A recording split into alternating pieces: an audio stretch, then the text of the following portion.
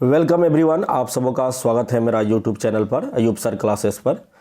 देखिए, आज जो टॉपिक होगा वह टॉपिक का सिलसिलेवार जिस टॉपिक पर हम लोग बात कर रहे थे, जिस सिलेबस पर, कि हम टॉपिक वाइज आपको थ्योरी का कॉन्सेप्ट भी देंगे प्लस एमसीक्यू भी करवाएंगे। और वह भी एमसीक्यू, वह भी ऑब्जेक्टिव क्वेश्चन उस टाइप का होगा जो प्रीवियस ईयर में पूछा गया है और जो महत्वपूर्ण है आगे के एग्ज़ाम में आने के लिए भी, यानी टॉप 10 क्वेश्चन की और ज़्यादातर मेरा फोकस रहेगा। तो उसी कड़ी में हम आपके लिए लेके आए हैं आज आरटीई पर आधारित क्वेश्चंस प्लस थ्योरी दोनों लेके आए हैं। देखिए, आरटीई जो है, ये आरटीई से कई बार सवाल पूछा है और पूछते ही रहता है। ये फिक्स है कि आरटीई से 2 से 3 सवाल आएगा ही आएगा। इसीलिए आप लोग आरटीई को अच्छा से, राइट टू एजुकेशन को अच्छा से पढ़ के जाइएगा, और यहाँ भी हम उसी को पूरा कर रहे हैं। और मेरा कोशिश है कि इससे बाहर क्वेश्चन या इस थ्योरी से बाहर जो है ना, आरटीई आपको कहीं पढ़ने की ज़रूरत नहीं पड़ेगी, ना ही बुक में और ना ही कहीं पे। तो इसीलिए सबको हम सम्मिलित करने की हमारी कोशिश जारी है। तो चलिए शुरू करते हैं। आज का जो टॉपिक है आपका आरटीई पर, आरटीई से आधारित मैंने जो आपके लिए लिया है वह आपका है कि सबसे पहले थोड़ा कॉन्सेप्ट समझ लेते हैं, फिर क्वेश्चन करेंगे। देखिए, 6 से लेकर के 14 वर्ष तक का जो बालक होता है उसको हम क्या करना होता है, उसको सरकार ने फिक्स कर दिया कि निःशुल्क और अनिवार्य शिक्षा दी जाएगी। अब आरटीई से पहले की कहानी थोड़ा सा समझ लेते हैं। पहले की कहानी यह है कि सरकार जो था, इससे पहले कई सारी योजनाएं तो सरकार जो है कई सारी योजनाएं ला चुका था, जैसे कि ब्लैक बोर्ड योजना, ब्लैक बोर्ड जिसमें कि हर एक विद्यालय में रिसोर्सेस को पूर्ति करने के लिए, और भी कई चीज़ें, ताकि वह जो है ना विद्यालय में बच्चों को अधिक से अधिक बढ़ा सके, बच्चे को नामांकन बढ़ा सके, बच्चे को अधिक से अधिक रोक सके। लेकिन फिर भी विफलता हाथ लग रही थी। तब उन्होंने, जो सरकार ने सोचा कि हम क्यों ना एक कानून ही पारित कर दे, ऐसा कानून पारित करे जो कि हर एक स्तर पर जो भी है वह सभी को इसमें भागीदार बनाए। चाहे वह केंद्र सरकार की बात, हम खुद भागीदार बने, साथ में स्टेट गवर्नमेंट को भी भागीदार बनाए, साथ में जो लोकल लेवल पर जो गवर्नमेंट होता है, जो पंचायती राज व्यवस्था होता है या नगर निगम व्यवस्था होता है, उन सबको, और साथ में उससे भी नीचे माता पिता, अभिभावक को भी भागीदार बनाए। तो सबको एक साथ सम्मिलित करके जो योजना लाया था, जो कानून बनाया, यही कानून था आरटीई, राइट टू एजुकेशन, जिसे शिक्षा का अधिकार अधिनियम 2009 के नाम से जाना जाता है। तो आज उसी के बारे में हम लोग स्टडी करेंगे। तो इसमें फर्स्ट प्रावधान जो किया गया था कि 6 से लेकर 14 वर्ष के सभी बच्चों को मुफ्त और अनिवार्य शिक्षा दिया जाएगा। अब सवाल है, मुफ्त का क्या अर्थ है और अनिवार्य का क्या अर्थ है? तो मुफ्त का अर्थ होता है कि बिना कोई शुल्क के निःशुल्क दिया जाएगा। अर्थात वह जो 6 से 14 वर्ष तक का जो भी बालक होगा, जो पढ़ाई करेगा बच्चा, उसको ना तो कोई किताब के लिए पैसा लेगा, ना तो स्कूल का कोई फी लेगा, ना ड्रेसेस, ना किसी भी तरह का जो फी होगा उससे उसे मुक्त किया जाएगा। बिना फी का उसे निःशुल्क रूप से जो है ना शिक्षा पाने का अधिकार होगा। तो इस बात को किया था, ये बहुत बड़ा क्रांति थी शिक्षा के क्षेत्र में, और इसको लाया गया था। तो ये आप लोग पहला याद यही रखिए कि आरटीई 2009 जो अधिनियम था, जो अधिकार अधिनियम था, उसमें क्या प्रावधान था? 6 से लेकर 14 वर्ष के सभी बच्चों को मुफ्त और अनिवार्य या निःशुल्क और अनिवार्य शिक्षा प्रदान किया जाएगा, उसका वह अधिकार हो गया, ये इस पर पारित हो गया था। अब सवाल यह है कि ये जो आरटीई 2009 कब पारित हुआ, कब अस्तित्व में आया? तो इस पर लोकसभा में, राज्यसभा में जो बहस हुई, सबसे पहले जो लोकसभा ने पारित करके और राज्यसभा ने पारित कर दिया जब, तो वह समय था लगभग आपका अगस्त 2009 की बात है। अगस्त 2009 में इसे आरटीई 2009, जिसे राइट टू एजुकेशन के नाम से जाना जाता है, उसे पारित कर दिया गया। तो आप लोग समझ लो, उसे कहीं पर 4 अगस्त है, कहीं 27 अगस्त है, इसी तरह से अगस्त का टाइम है, खास करके 4 अगस्त ही मानिए। 4 अगस्त में यह हो गया था, राष्ट्रपति ने इसको अनुमोदन कर दिया था, साइन कर दिया था। तो अगस्त 2009 में यह क्या हुआ, लोकसभा राज्यसभा से पारित होकर के, राष्ट्रपति से पारित होकर के हो गया था कि कानून बनने के लेकर तैयार हो गया था, तैयार कानून बन चुका था। अब इसे बात है कि लागू कब हुआ यह, तो यह लागू जो हुआ वह लागू 2009 में नहीं हुआ, बल्कि यह 2010 में जाकर के लागू हुआ और पूरे देश में अप्रैल 2010 को यह जो है ना पूरा देश में लागू हुआ था। अप्रैल 2010 को, ये वाला तिथि आप इसको याद कर सकते हैं, अप्रैल 2010 को पूरा देश में लागू हुआ, भारत के 28 राज्य में लागू हुआ, सिर्फ और सिर्फ जम्मू कश्मीर को छोड़ करके, क्योंकि जम्मू कश्मीर में उस समय धारा 370 लागू था, तो 370 के प्रावधान के तहत यह लागू नहीं हो पाया था। बाकी सभी जगह लागू हो गया, सभी बच्चों को यह अधिकार मिल गया। लेकिन देखिए जम्मू कश्मीर के बच्चों को अधिकार नहीं मिल पाया इसके कारण, वही 370 के कारण, लेकिन अब तो हट गया है, अब यह पूर्णतः सब जगह लागू हो गया है। तो ये था। उसके बाद इसमें और बात आया कि अब इसमें क्या क्या प्रावधान था, कैसे कानून बना, उस पर थोड़ा देख लेते हैं। तो ये कानून बनाने के लिए संविधान में संशोधन की आवश्यकता थी। संशोधन की आवश्यकता कैसे थी, इसलिए थी कि ये जो कानून बनाया राइट टू एजुकेशन, इसको चाह रहा था कि इतना मजबूती प्रदान करे कि कोई भी इसे छीन ना पाए, चाहे भी किसी भी स्थिति में, चाहे वो आपातकाल की स्थिति में ही क्यों ना हो, शिक्षा के अधिकार को कोई भी ना छीन पाए। तो इसलिए इसको संविधान के मौलिक अधिकार जो 21 में है, 21 में है, अनुच्छेद 21 में मौलिक अधिकार जीवन जीने का अधिकार दिया गया है। क्या दिया गया है? जीवन जीने का अधिकार अनुच्छेद 21 में दिया गया है। वही 21 में जो आर्टिकल 21 है उसी में ए जोड़ दिया गया, अर्थात ए एक सब उसी के अंतर्गत जोड़ दिया गया, या इसे कह सकते हैं 21 के क भी, हिंदी में क कह सकते हैं और अंग्रेजी में ए कह सकते हैं। तो 21 के अनुच्छेद 21 के ए में या अनुच्छेद 21 के क में इसको ला करके जोड़ा गया। पहले वह कहीं और था, पहले वह दूसरे अनुच्छेद में था, उसको ला करके यहाँ ला करके जोड़ा गया, 21 के ए में जोड़ा गया, अर्थात 21 के ए में जोड़ करके इसे मौलिक अधिकार के सूची में ला करके खड़ा कर दिया। यानी अब शिक्षा पाना भी 6 से लेकर 14 वर्ष के बच्चों के लिए मौलिक अधिकार होगा, इसे कभी भी छीना नहीं जा सकता है। तो इसके लिए संशोधन करने की आवश्यकता पड़ी। तो संशोधन जो किया गया वह 46वां संवैधानिक संशोधन किया गया, 86वां संविधान संशोधन किया गया, 86 अमेंडमेंट किया गया था संविधान में, कॉन्स्टिट्यूशन में। तो ये समझ गए आप लोग। चलिए और आगे बढ़ते हैं। इसमें और कुछ बातें जो किया गया कि इसमें एक था कि शारीरिक दंड एवं मानसिक उत्पीड़न नहीं दिया जाएगा। शारीरिक दंड, किसी भी प्रकार का बच्चे को ना तो शारीरिक दंड दिया जा सकता है और ना ही उसे मानसिक उत्पीड़न, अर्थात मानसिक लेवल पर भी उसे हम आपको क्या कर सकते हैं, उत्पीड़ित नहीं कर सकते हैं, उसे टेंस नहीं कर सकते हैं और उसको परेशान नहीं कर सकते हैं। दोनों को इसमें शामिल किया गया था। और इसके लिए और एक ठो था कि कोई भी विद्यालय में कोई भी बच्चे को, किसी भी बच्चे को जो 6 से लेकर 14 वर्ष के बच्चे हैं, उसे इससे इनकार नहीं किया जा सकता है, प्रवेश से इनकार नहीं किया सकता है, उसे एडमिशन लेना ही पड़ेगा, हर हाल में लेना पड़ेगा। और कोई गार्जियन सबको भी, अभिभावक को भी, आसपास के समाज को भी यह जिम्मेदारी दी गई थी, अगर कोई 6 से 14 वर्ष के बच्चा कहीं पर स्कूल नहीं जाता है तो आप उसे पड़ोस के स्कूल में ले आकर एडमिशन करा सकते हैं और हेडमास्टर जो स्कूल के जो HM होंगे वो इनका एडमिशन लेगा ही लेगा। कोई होता है ना कि 14 वर्ष से कम के वर्ष के बच्चे कहीं होटल में या कहीं जगह काम करते हैं, दुकान में, तो आप उस बच्चे को भी लेके जा करके आप उसे स्कूल में एडमिशन करा सकते हैं। ये भी अधिकार दिया गया था। तो ये हो गया आपका।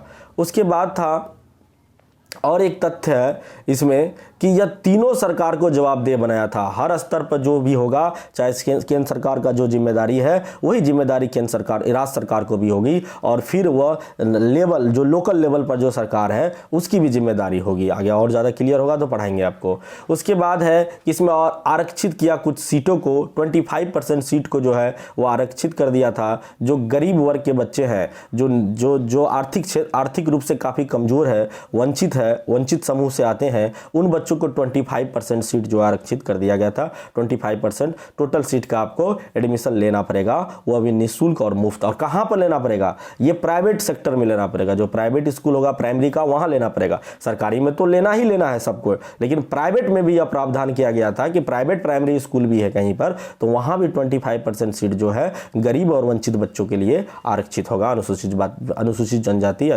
अनुसूचित जाति के बच्चों के लिए वह आरक्षित होगा। ये हो गया। उसके बाद चलते हैं, कुछ वर्किंग आवर सेट किया गया। वर्किंग आवर में क्या था कि 1 to 5 के जो कक्षा होंगे उसको कम से कम 200 कार्य दिवस पर काम करना पड़ेगा, यानी कम से कम 200 कार्य दिवस आपको चलाना ही पड़ेगा, उतना डे तो स्कूल खुलना ही चाहिए। और 6 to 8 के लिए 220, तो 20 बढ़ा दिया, इसमें 220 कर दिया गया था। चलिए, उसके बाद था कि एक और इम्पोर्टेंट आपको बता देते हैं कि ये जो पॉइंट है कि प्रत्येक सप्ताह शिक्षक को कितना काम करना पड़ेगा, तो ये निर्धारित किया गया था 45 घंटा या 45 आवर्स जो है शिक्षक को निर्धारित कर दिया गया था कि आपको कम से कम इतना काम करना ही पड़ेगा। तो ये हो गया। उसके बाद और कुछ तो इसमें नहीं दिखाई दे रहा है। हाँ, एक चीज़ और दिखाई दे रहा है, एसएमसी क्या होता है जी? तो स्कूल मैनेजमेंट कमेटी होती है। स्कूल मैनेजमेंट कमेटी क्या होता है?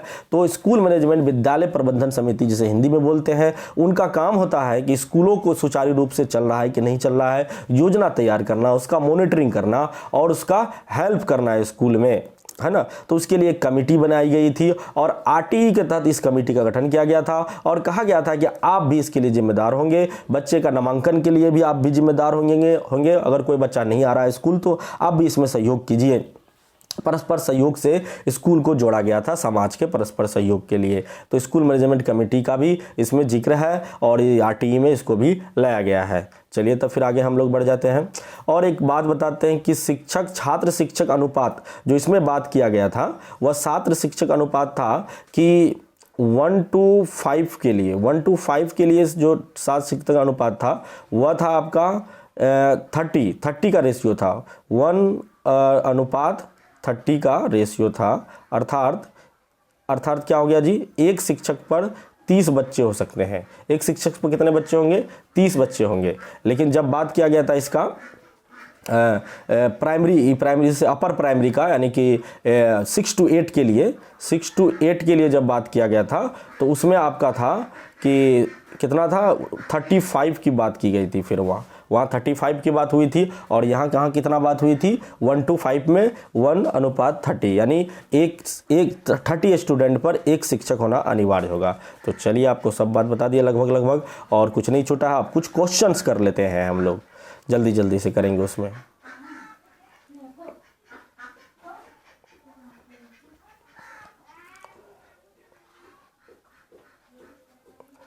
तो ये क्वेश्चन है आपके सामने कि शिक्षा का अधिकार विधेयक पर राष्ट्रपति के हस्ताक्षर किस तिथि को हुआ था? शिक्षा के विधेयक पर राष्ट्रपति का हस्ताक्षर किस तिथि को हुआ था? तो आपको पता होना चाहिए कि 4 अगस्त 2009 को यह हुआ था। आपको अभी तुरंत हम बताए हैं। चलिए, आगे बढ़ जाते हैं हम लोग। नेक्स्ट क्वेश्चन है आपके सामने, ये देख लीजिए कि भारत के संविधान में किसके लिए निःशुल्क अनिवार्य शिक्षा है? किसके लिए निःशुल्क और अनिवार्य शिक्षा की प्रावधान किया गया है भारत के संविधान में? ये आपसे पूछ रहा है, तो आप इसका जवाब दीजिए। आपको तो अभी तुरंत बताए हैं, आपको जवाब मिल गया होगा। सभी छात्रों के लिए क्या अनिवार्य है? या 14 वर्ष तक के सभी छात्रों के लिए अनिवार्य है, या फिर सभी छात्रों और प्रौढ़ों के लिए अनिवार्य है, या सभी नागरिकों के लिए अनिवार्य है? तो इसमें क्या आंसर होगा आपका? तो ये भी कट जाएगा, ये भी कट जाएगा और पहला सभी छात्र के लिए भी नहीं है। यह नहीं है कि सभी छात्र के लिए निःशुल्क अनिवार्य की शिक्षा की बात अभी तक सरकार ने किया है। अभी सिर्फ 14 वर्ष तक के बच्चों के लिए या निःशुल्क अनिवार्य शिक्षा की बात करता है, इसलिए बी नंबर बिल्कुल करेक्ट हो जाएगा। चलिए, आगे बढ़ जाए। तो चलिए, अगला क्वेश्चन है, आप लगाइए इसको जल्दी से। शिक्षा का अधिकार अधिनियम के अनुसार बच्चों का किसी विशिष्ट कक्षा में प्रवेश का आधार क्या होगा? कोई विशिष्ट कक्षा में आप कोई बच्चा को आप कहीं घूम रहा था, वह 6 से 14 वर्ष के बीच के किसी एज का बच्चा है और उसको आप स्कूल में एडमिशन कराने जा रहे हैं, वो आप लेके गए, तो वह आप किस आधार पर वो एडमिशन लेगा? क्या वह शैक्षिक आधार पर लेगा? बालक का शैक्षिक स्तर पर एडमिशन लेगा कि कितना तेज है नहीं है, इसके आधार पर लेगा, या बालक के एज के अनुसार लेगा, या बालक का सामाजिक और आर्थिक स्थिति देख के वो एडमिशन लेगा, या पूर्व विद्यालय की उत्तीर्ण कक्षा के आधार पर वो लेगा। तो पूर्व विद्यालय की उत्तीर्ण कक्षा पर भी नहीं लेगा, उसका है कि आपको प्राइमरी लेवल पर तक जो एडमिशन लिया जाता है वह क्या होता है, बालक के उम्र के आधार पर लेगा, बालक के एज के आधार पर लेगा। बालक का जिस एज होगा, जिस एज में होगा, वह उस एज के अप्रोप्रिएट उसको जिस कक्षा में डालना चाहिए उसी कक्षा में उसे डालेगा। ये नहीं कि मान लीजिए बालक का एज है 12 साल, अब 12 साल के बच्चे को आप क्लास 1 में डाल दीजिएगा, एडमिशन कराने गए तो कहिएगा 1 से पढ़ेगा, ये 1 में ही डालेंगे, तो ऐसा नहीं होगा। फिर वह बच्चा मनोभाव की दृष्टि से बहुत कुंठित हो जाएगा, छोटे बच्चे के साथ वह कैसे एडजस्ट कर पाएगा। तो एज के अनुसार वह अगर 12 साल का है तो 12 साल की उम्र तक उसे एडमिशन किस कक्षा में होनी चाहिए, आप जोड़ लीजिए। 6 की उम्र में 1 में होगा, 7 की उम्र में 2 में होगा, 8 की उम्र में 3 में होगा, 9 की उम्र में 4 में होगा, और 10 की उम्र में क्या 5 में होगा, 11 की उम्र में 6 में होगा, और 12 की उम्र में क्या होगा 7 में होगा। तो 7 में उसका एडमिशन होगा। तो ये आपका सही आंसर हो जाएगा। चलिए आगे है शिक्षा का अधिकार अधिनियम के अनुसार बच्चों को विशिष्ट, और ये सेम ही आ गया, कोई बात नहीं। शिक्षा का अधिकार अधिनियम 2009 के क्रियान्वयन के बाद कक्षा कक्ष कैसा हो गया है, ये पूछा। ये भी बहुत अच्छा सवाल है, पूछा भी गया है कि 2009 जब से लागू हुआ है और उसके अनुसार से क्रियान्वयन यानी कि उसको लागू होने के बाद से आप कक्षा को देखने जाते हैं, या कक्षा में आप कभी गए देखने, तो वह कैसा हो गया है, कक्षा कैसा हो गया था। जेंडर के अनुसार अधिक समजातीय हो गया है, या आयु के अनुसार अधिक समजातीय हो गया है, या आयु के अनुसार अधिक विषम जातीय हो गया है, या अप्रभावी है क्योंकि शिक्षा का अधिकार विद्यालय में अप्रभावी शिक्षा का अधिकार विद्यालय में कक्षा की औसत आयु को प्रभावित नहीं करता है, या क्या यह होगा। तो आप समझ चुके होंगे, हमने इससे पहले भी उदाहरण दिया कि जिस एज में बच्चा उसी एज अप्रोप्रिएट उसको क्लासेस में एडमिशन लेते हैं, तो क्या होगा, एज के अप्रोप्रिएट समजातीय हो जाएगा। तो आयु के अनुसार अधिक समजातीय हो गया है, यही आपका सही आंसर और सटीक आंसर होगा। चलिए आगे बढ़ जाए। बालकों का निःशुल्क और अनिवार्य शिक्षा का अधिकार अधिनियम 2009 के अंतर्गत विद्यालय प्रबंधन समिति, देखिए एसएमसी से सवाल पूछा है, विद्यालय प्रबंधन समिति एसएमसी में महिला सदस्यों की संख्या का प्रतिशत क्या होगा, महिला सदस्यों की संख्या का प्रतिशत क्या होगा। तो जब एसएमसी के बारे में और ज़्यादा अंतर से पूछते हैं, विद्यालय प्रबंधन समिति के बारे में, तो आपको पता चलता है कि महिला सदस्य जो होगा वह 50% महिला सदस्य को दिया गया है। 50% सीट महिला सदस्य का होगा। अगर 5% है तो 5% में 2 से 3 महिला क्या होगी, निश्चित रूप से 3 महिला उसमें होगी। अगर 6 सदस्य है तो 3 महिला ही उसमें मेंबर होगी, यह कहा गया है। तो उसमें मेंबर कौन कौन होता है, उसमें एक प्रतिनिधि होता है, जनप्रतिनिधि जो निर्वाचित होता है, अभिभावक होता है, और स्कूल का एक टीचर भी होता है, उसे एचएम भी हो सकता है, हेडमास्टर भी हो सकता है, और यह सब मिल करके एक कमेटी बनाता है। तो चलिए आगे बढ़े। अगला क्वेश्चन देख लीजिए, कितना इंपॉर्टेंट क्वेश्चन ये भी है कि बालकों का निःशुल्क और अनिवार्य शिक्षा का अधिकार अधिनियम 2009 में ऐसे बालकों जो कि अनुसूचित जाति, अनुसूचित जनजाति या विकलांग या सामाजिक और शैक्षिक पिछड़ा वर्ग और ऐसे अन्य सामूहिक से संबंधित है, परिभाषित है। तो वह कहाँ परिभाषित किया गया है इसी बात को, तो विशिष्ट पिछड़ा वर्ग में परिभाषित किया गया है, गरीबी रेखा से नीचे बीपीएल में परिभाषित किया गया है, या आर्थिक पिछड़ा वर्ग में शामिल किया गया है, या असुविधाग्रस्त समूह में या वंचित समूह में शामिल किया गया है। तो जो आरटीई में जो बात किया गया, अनुसूचित जाति, जनजाति या विकलांग या सामाजिक आर्थिक पिछड़ा वर्ग, ऐसे सभी चीज़ों को जो है एक समूह में जो शामिल किया गया और जिक्र किया गया है, वह असुविधाग्रस्त समूह यानी वंचित समूह की बात करता है। तो यही होगा आपका सही और सटीक आंसर। शिक्षा का अधिकार अधिनियम 2009 के क्रियान्वयन के बाद कक्षा कक्ष कैसा हो गया, तो ये तो आप लोग जानते हैं कि कक्षा कैसा हो गया जी, आयु के अनुसार अधिक समजातीय हो गया, आयु के अनुसार अधिक समजातीय हो गया है। नेक्स्ट क्वेश्चन है आपके, भारतीय संविधान में शिक्षा की किस सूची का विषय है, ये किस सूची में विषय है।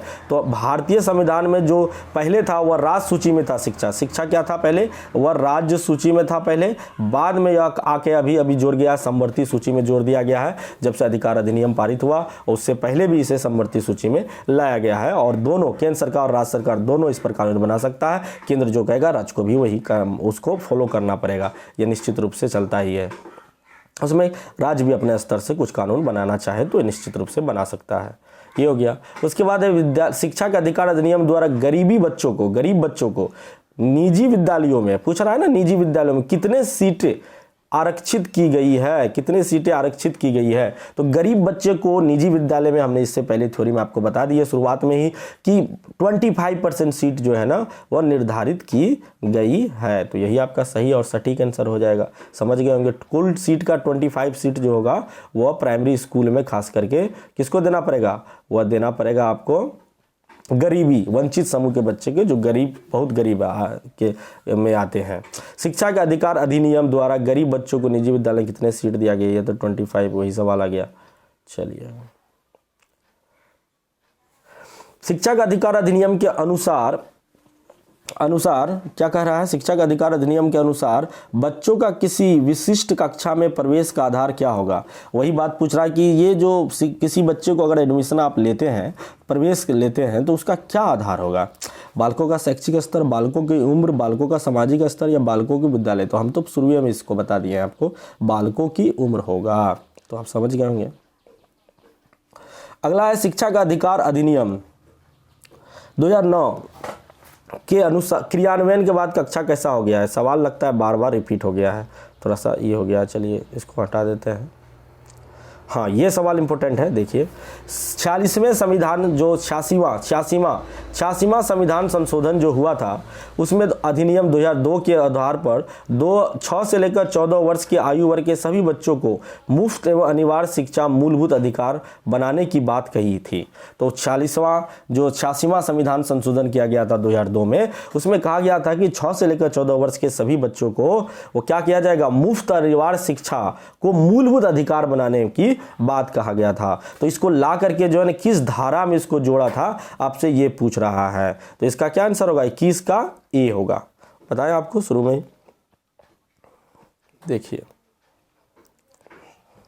निःशुल्क और अनिवार्य शिक्षा का अधिकार प्रारंभिक शिक्षा का प्रवेश प्राप्त कोई बालक प्रारंभिक शिक्षा पूरा करने तक निःशुल्क शिक्षा का हकदार होगा। कहाँ हकदार होगा जी, तो वह होगा सभी सरकारी विद्यालयों में केवल 14 वर्ष तक के लिए हकदार होगा, या सभी प्रकार के विद्यालयों में 14 वर्ष तक का होगा, ये होगा, या गैर सरकारी विद्यालयों में 14 वर्ष तक होगा, या 14 वर्ष की आयु के पश्चात भी होगा। तो क्या होगा, ये सवाल पूछा है कि निःशुल्क अनिवार्य बाल शिक्षा का अधिकार अधिनियम 2002 के अनुसार प्रारंभिक शिक्षा के लिए प्रवेश प्राप्त कोई बालक प्रारंभिक शिक्षा पूरी करने तक निःशुल्क शिक्षा का हकदार होगा। कहां तक होगा, तो सरकारी विद्यालयों में केवल 14 वर्ष तक होगा, क्योंकि वह सरकार ने कानून बनाया था कि सरकारी विद्यालय में ही 14 वर्ष तक की उम्र के बच्चे को निःशुल्क और अनिवार्य शिक्षा दिया जाएगा। प्राइवेट स्कूल के लिए भी कुछ प्रावधान किया गया था, लेकिन अनिवार्य जो किया गया था वह सरकारी विद्यालय पड़ोस के विद्यालय में ही आपको जाके एडमिशन कराना होगा, जो सरकार द्वारा संचालित होती है, चाहे वह सेंट्रल गवर्नमेंट का हो, चाहे वह राज्य सरकार का हो, या एमसीडी का हो, क्यों ना, अर्थात नगर निगम द्वारा ही क्यों न चलता हो।